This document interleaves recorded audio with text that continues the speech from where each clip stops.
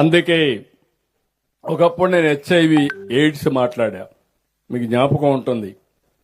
ఈ నేషనల్ హైవేలో ఇక్కడ డ్రైవర్స్ తెల్లవారితో నిద్రలేస్తే మనకందరికి కండమ్స్ కనపడేటివి. అది ఎంత ప్రమాదంగా తయారైందంటే 30 ఏళ్లకు మునుపు ఎక్కడ చూసినా హైయెస్ట్ ఎయిడ్స్ ఆంధ్రప్రదేశ్లో ఉండేది.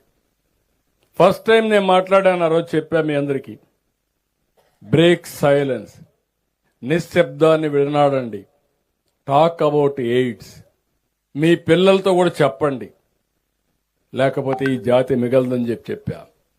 అసెంబ్లీలో నాకు ఇప్పుడు కూడా జ్ఞాపకం, అసెంబ్లీ మొత్తం డెకరేట్ చేశా ఈ కండములు పెట్టి, ఎందుకంటే అవేర్నెస్ రావడానికి.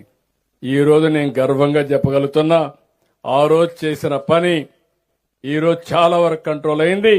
2030 నాటికి భారతదేశంలో ఎయిడ్స్ లేని రాష్ట్రంగా ఆంధ్రప్రదేశ్ రాష్ట్రం తయారవుతుంది. ఒక